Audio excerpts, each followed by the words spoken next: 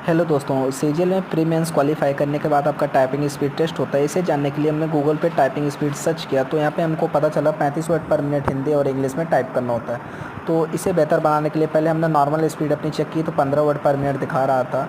तो इसे मजबूत करने के लिए हमने प्रैक्टिस सेशन अपना स्टार्ट कर दिया है। प्रैक्टिस सेशन में क्या होता है, एक कीवर्ड होते हैं, ये देखिए ट्रिकी वर्ड्स, यहाँ पे ट्रिकी कीज़ आपको दिख रहा है, इस पे आपको जाना है। जब आप ट्रिकी कीज़ पे जाते हैं तो यहाँ पे आपको सिलेक्ट करने के लिए देता है कि आप किस हिसाब से सिलेक्ट करते हैं। तो हमने 35 वर्ड पर मिनट के हिसाब से प्रैक्टिस स्टार्ट कर दी है और बाकी की प्रैक्टिस हम दिखाते हैं आपको अगले वीडियो में। तो अगर वीडियो अच्छी लगे तो लाइक सब्सक्राइब करना ना भूलें।